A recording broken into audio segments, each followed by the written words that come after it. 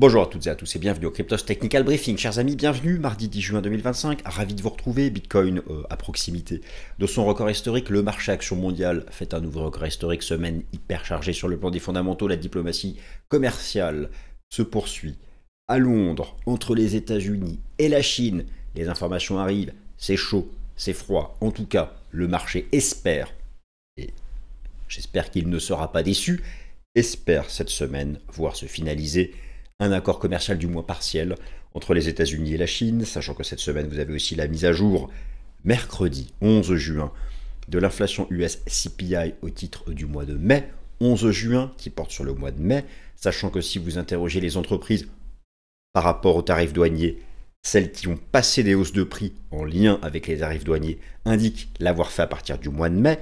Nous avons eu déjà les chiffres de l'inflation du mois d'avril, les tarifs douaniers ont commencé début avril, les chiffres de l'inflation d'avril n'ont pas montré de rebond de l'inflation, au contraire, la désinflation s'est poursuivie, il y a un débat énorme entre les économistes, certains biens industriels peuvent avoir connu des hausses de prix, mais les services, la désinflation se poursuit, or les services c'est les 2 tiers, 3 quarts du calcul de l'inflation, mais voilà, qu'en est-il des biens industriels, des biens de consommation? Eh bien, le marché sera bientôt fixé, en clair. Alors, ce que j'aime bien, c'est que le consensus est pessimiste. Moi, quand le consensus est pessimiste, je me dis on peut le battre. Il est pessimiste.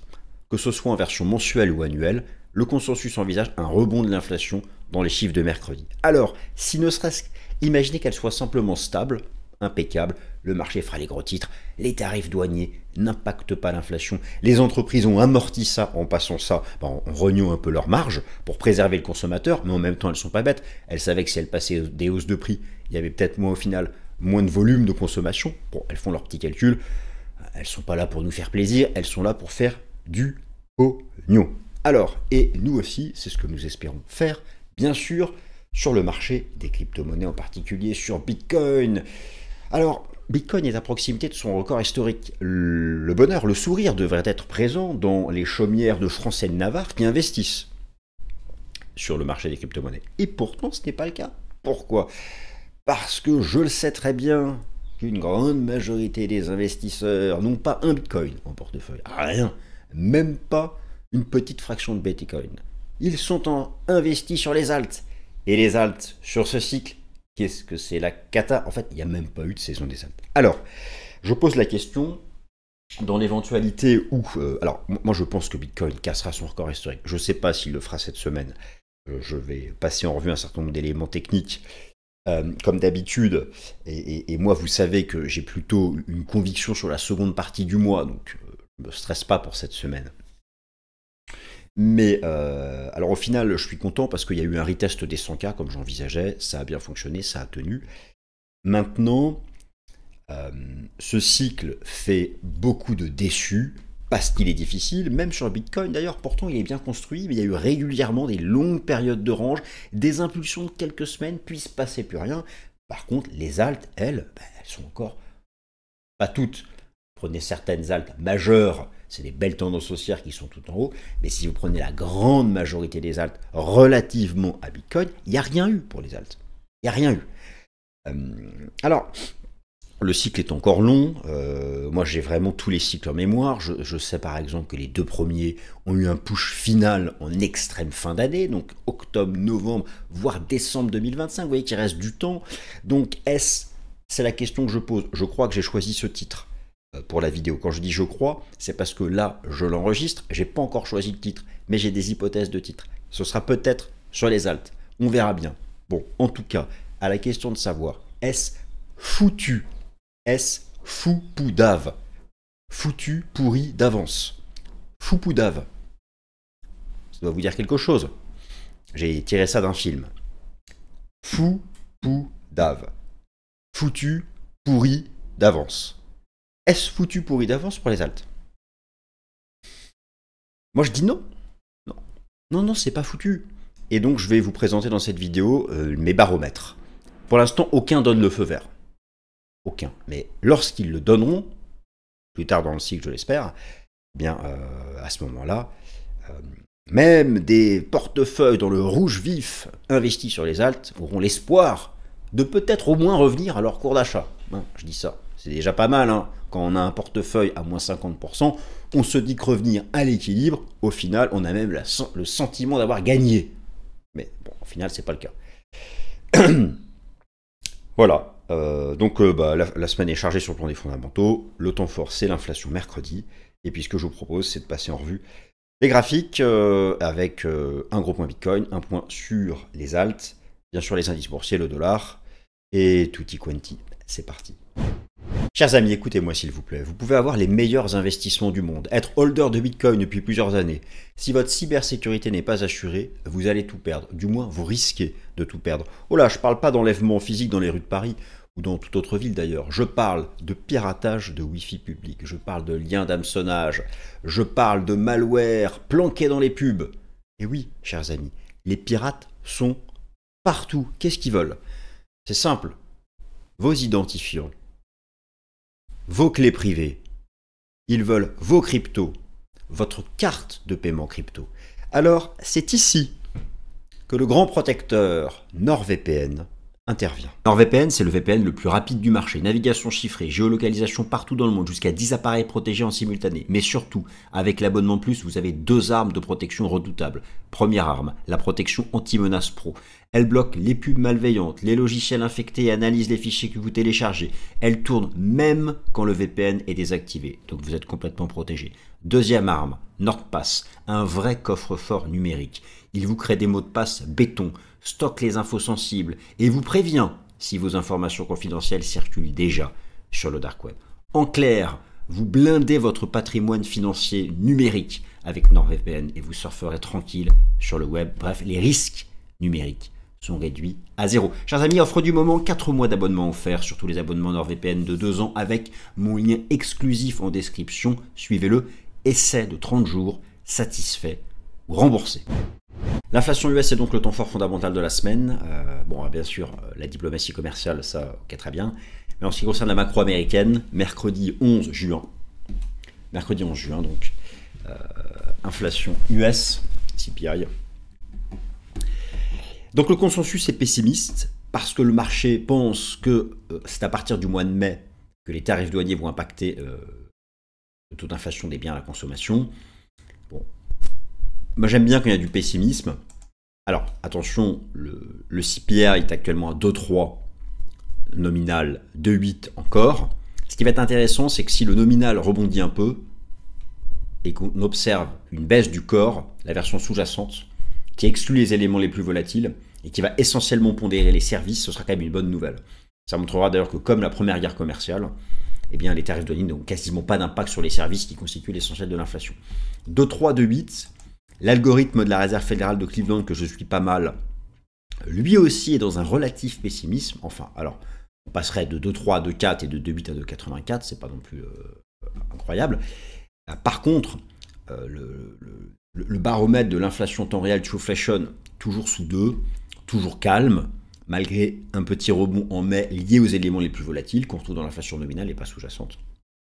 Donc ça, c'est fait que je ne m'inquiète pas trop. Finalement, lorsqu'on a du pessimisme relatif, on peut avoir des bonnes nouvelles, donc ça j'aime bien. Overall, c'est important, le marché ne se projette pas sur une baisse de taux de la Fed avant septembre prochain, le marché du travail américain est solide, en fait la vraie question c'est l'inflation. C'est vraiment le temps fort, et ce sera ce qui va décider cette semaine de savoir si Bitcoin arrive ou pas à faire un nouveau record historique. C'est bien sûr 1. La diplomatie commerciale, 2. Les chiffres de l'inflation aux States. Alors, marché action mondial, nouveau record historique. Alors déjà, le S&P 500, lui, poursuit son petit bonhomme de chemin sans encombre, avec une structure prix momentum très très similaire à la reprise post-choc boursier de la crise sanitaire, où petit à petit, nous étions revenus à la case départ. La case départ étant de revenir donc sur le record historique qui était précisément à 6166. Je pense que petit à petit, le marché sera en capacité de le faire. Il y a vraiment de la marge sur les indicateurs de momentum. Alors, moi, idéalement, j'aurais aimé qu'on passe un peu plus de temps par ici. C'était le support à tenir pour que la tendance haussière se poursuive. C'est pas grave si on revient retester. C'est une sorte de range, mais je pense, in fine, ça durera par une continuation de la tendance, sachant qu'il y a énormément de doutes. dans les indicateurs de sentiment, de participation des particuliers, le doute est partout. Lorsqu'on a une reprise, mais que le doute est présent chez les indicateurs, chez les traders particuliers, c'est qu'en général, cette reprise peut se poursuivre. Je serais beaucoup plus inquiet si on était dans le grid, dans l'extrême grid. Donc ce n'est pas le cas, et donc le marché action mondial fait un nouveau record historique. Vous avez ici le MSCI World, 23 pays développés, et lorsque vous y ajoutez les pays émergents, donc là vous avez aussi la Chine, hein, vous voyez que c'est nouveau record historique. Là vous avez le monde entier, sur cet indice du marché action, c'est le monde entier, donc c'est les pays développés, la Chine, l'Inde, le Brésil, etc. Il y a du potentiel sur le momentum, il y a des cassures de trendline, il y a des éléments purement techniques sur le marché action qui laissent penser que voilà, ces prochaines semaines, même s'il y a toujours des corrections court terme, que le marché puisse poursuivre sa marche en avant. Alors, oui, donc, un mot sur le dollar, j'aurais dû le faire lorsque j'ai parlé de l'inflation US. Cette semaine, l'inflation US va impacter les taux, va impacter déjà va permettre de réfléchir concrètement au lien entre la guerre commerciale et les tarifs douaniers, parce que des tarifs douaniers sont en place depuis début avril, et surtout le comportement des entreprises, c'est ça qui compte. Comment elles se comportent? Est-ce qu'elles passent des hausses de prix? Est-ce qu'elles absorbent ça dans les marges pour ne pas casser la consommation? Et c'est ça qui est important. C'est pourquoi moi j'estime qu'il faut surtout regarder la version mensuelle. Consensus nous dit un 0,3 pour le corps, c'est beaucoup. Mais tant mieux, tant mieux. Moi, si on avait eu un consensus à 0,1, 0,2 pour le corps, merde, putain, on va le battre. 0,3, on peut faire mieux. On peut faire mieux. Ne serait-ce que si on tape du 0,2, impeccable. C'est le monde d'avant. Il n'y a pas d'impact des tarifs douaniers. Vous voyez? Ça, c'est mercredi. Donc, c'est pour ceux qui regardent la vidéo. Aujourd'hui. Alors, donc, oui, Bitcoin. Alors, Bitcoin. Moi, je vais continuer de vous dire que je vise toujours 128, 130K pour d'ici la fin juillet. Hein, je ne vais pas retourner ma veste. Je peux en changer de couleur parfois. Bon, là, je n'ai pas changé de couleur. Je l'aime bien, cette petite bleue. Mais je ne la retournerai pas. Parce que c'est moche. Vous avez déjà pas. Mettez une veste de costume, portez-la, retournez. C'est pas beau. Et bien, retourner sa veste en bourse, c'est pareil. C'est pas beau. Donc, moi, j'ai toujours une construction technique propre en weekly. L'idée, mon discours de la semaine dernière était de dire que au-dessus de cette zone ici, des 95-100, ça restait bullish. Et rappelez-vous, mon discours était de dire, rappelez-vous, attendre les moyennes mobiles ou revenir à elles pour repartir. Et le marché est revenu et quasiment millimétré au dollar près reparti.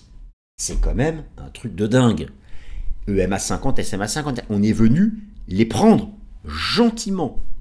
Alors ici, tout le monde voyait une épaule, tête-épaule, boum, comme d'habitude, comme je vous l'explique chaque semaine, le marché prend à contre-pied la majorité. Toujours à contre-pied la majorité. Toujours. Ici, en janvier-février, tout le monde pensait que ça partait. Moi, le premier, eu égard à des statistiques de saisonnalité, ça drop. Ici, explosent les vidéos de « c'est le début du bear market, on est foutu ». Boum, on rebondit sur support. Ici, on y revient et reprenez ma vidéo de la semaine dernière, tout le monde fait la comparaison avec la fin du cycle précédent, alors que je vous ai démontré qu'il y a peut-être des éléments de comparaison dans la div. Reprenez ma vidéo de la semaine dernière, mais il n'y a aucun autre élément de comparaison. Et boum, et ça pump. Voilà. Ici, la majorité, vous voyez, une épaule, tête-épaule, figure de reversement, en pensant ça y est, c'est fini. Une séance, on l'active, boum, 2 jours après, on l'invalide, etc., etc. Et Bitcoin va continuer tout le temps de faire ça. Tout le temps de faire ça. Si une majorité d'articles sont publiés, Bitcoin casse sa résistance, va à 200, 250 000, il n'y aura pas. Si un jour on casse un gros support, et vous avez plein d'articles qui disent Bitcoin casse le support de 95 000, c'est foutu, on va à 50K, on n'y ira pas. C'est incroyable, mais sur ce cycle, ça fonctionne comme ça. C'est du sentiment, de la psychologie de marché, prendre à contre-pied la majorité, mais il y a une explication logique, c'est que les institutionnels vont choper la liquidité de cette majorité en la prenant à revers, et ils feront le contraire. Donc, on reste bullish au-dessus de cette zone des 95-100K. Alors maintenant, est-ce que le marché sera en mesure d'aller... Alors, ma cible principale, moi, est à 128K, pour deux raisons. La première, c'est le coefficient d'extension de 0,618 du bas de la 1 au top de la 3 au bas de la 4. C'est une cible majeure et je la retrouve à plein d'endroits, c'est 128K. Et je retrouve notamment mes 128K dans le Rainbow Charts, c'est la partie haute de la borne, 127,5. C'est une target que j'établis pour mi-juillet. Voilà, mi-juillet. Bon, alors bien sûr, cette target, c'est celle que je vous propose maintenant. L'invalidation, c'est péter le plus bas de la semaine dernière. Là, ça commencera à appuyer. Et pour l'instant, on a tenu les supports. Donc, alors, on a toujours cette structure de breakout range, breakout range, breakout range. On a eu un pseudo pullback. Alors là, on ne le voit pas en cours de clôture, mais on le voit en bougie japonaise, on le voit en mèche. Même si en fait, cette ligne de tendance bleue ici, elle est là. Vous voyez qu'on l'a pas tellement retest. C'est la moyenne mobile à 200. Moi, je vais rester bullish tant qu'on est au-dessus de la moyenne mobile à 200. Vous voyez, donc j'ai quand même de la marge. Donc ça me fait même pas peur si on revient ici. Ça me fait même pas peur. Ça me ferait chier à court terme. Enfin, j'étais un peu vulgaire sur ce coup-là, mais ça me ferait pas peur. Alors, donc, nous revoilà ici au contact du sommet. La market cap, j'aime bien, redépasse Kijun ici du système Ichimoku en daily. Je me dis qu'on va bien être capable d'aller chercher celle-là, hein, celle qui attrape ici les sommets. Ce sera ensuite important à suivre. Le message des liquidités. Encore une fois, reprenez ma vidéo de la semaine dernière, celle de mardi dernier, qui était beaucoup plus complète. Là, je suis plus rapide.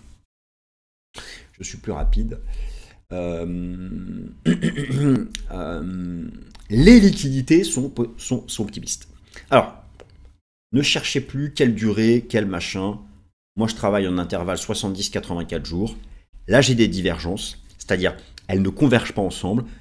Elles convergent à partir du 15-18 juin, d'accord? Donc, c'est pourquoi cette semaine, peut-être une semaine, pas forcément, enfin, on verra quoi. Mais c'est pas grave si ça retombe un peu cette semaine, de ce point de vue-là.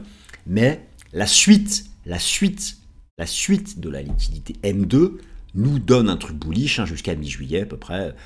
C'est peut-être plus en fait, mais ça commence à être un peu en perte de vitesse. Mais il y a du momentum jusqu'à mi-juillet. La liquidité structurelle, maintenant, elle, est tellement optimiste. Ici, vous avez à la fois le M2 et la capacité de crédit des économies. Tout est basé sur le réserve des banques commerciales auprès de la Banque centrale. Je ne refais pas un cours là-dessus. Puis il y a plein d'opérations liées au bilan des banques centrales. Mais ne vous prenez pas la tête avec ça. Checkez juste les deux courbes qui ne sont pas ces courbes-là. Hein. Ça ressemble, parce que j'ai mis les mêmes couleurs, le même décalage temporel. Mais ce ne sont pas les mêmes courbes. Ici, il y a une cassure de l'ancien record historique. C'est pas le cas avec le M2 qu'il a fait depuis longtemps, c'est différent. Moi, quand je vois ça, je me dis, c'est pas déconnant de se dire qu'on peut aller chercher ces 128K pour mi-juillet. C'est pas déconnant.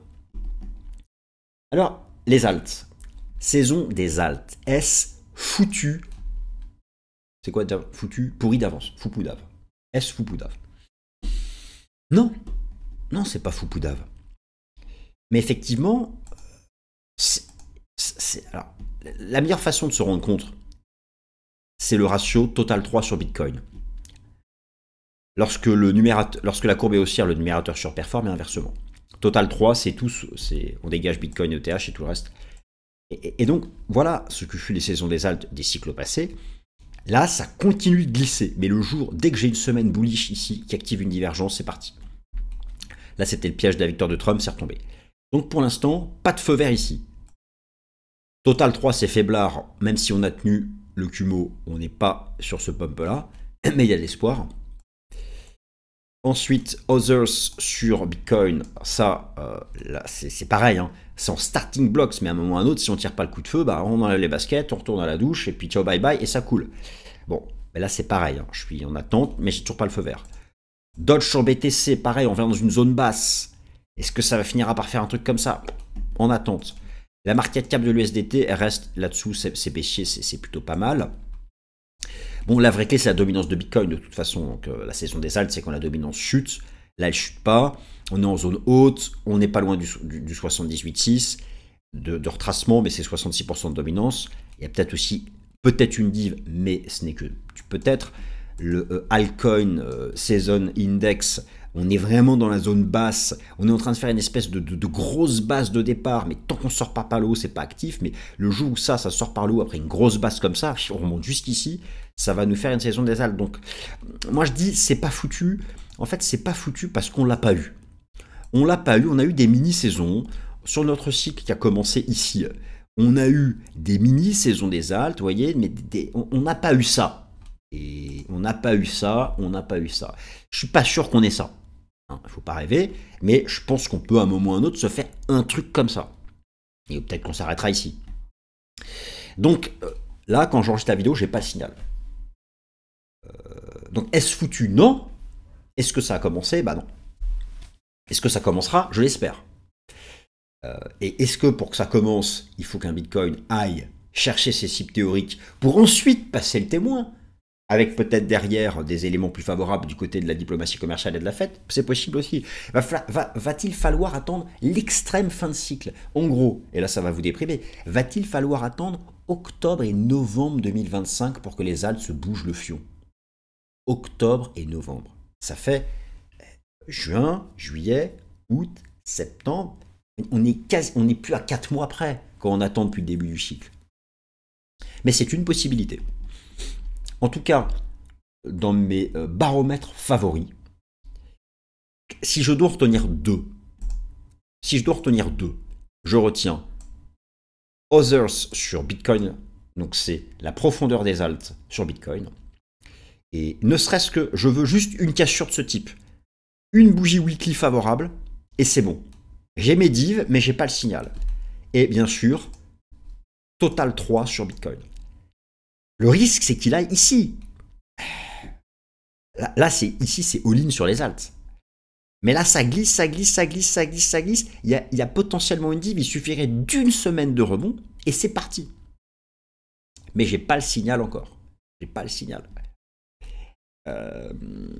Donc, et bien sûr, oui, et bien sûr, et donc je l'aime bien, cet oscillateur Altcoin Season Index que vous avez sur CoinGlass. Je l'aime bien. Parce que quand on construit des bases comme ça dans la zone basse, à chaque fois c'est une base de renversement. Mais pour l'instant, donc ce n'est pas le cas.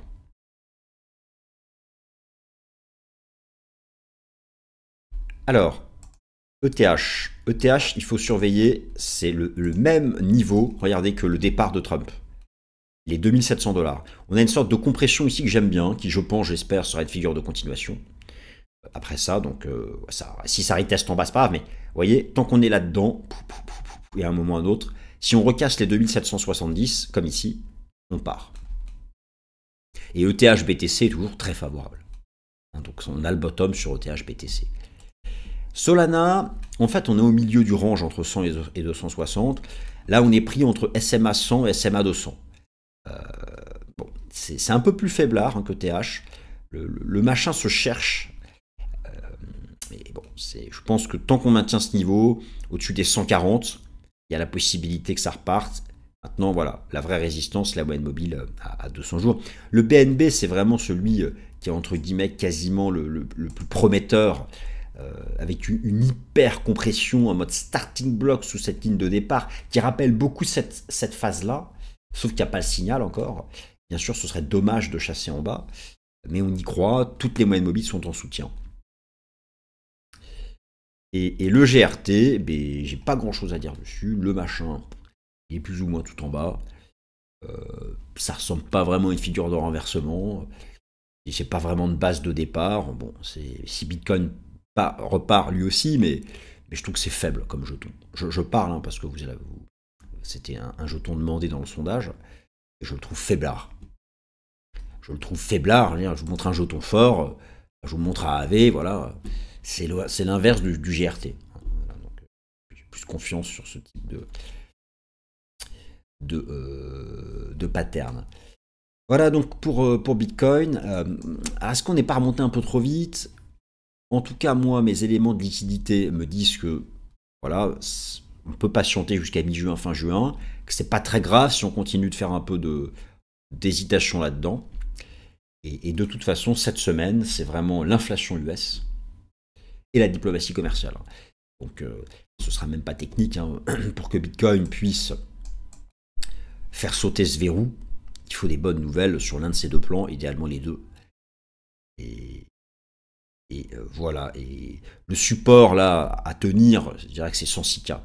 C'est l'ex-ATH en cours de clôture. Il ne faut pas repasser en dessous pour rester bullish court terme. Merci de m'avoir écouté. Passez une bonne semaine. Salut.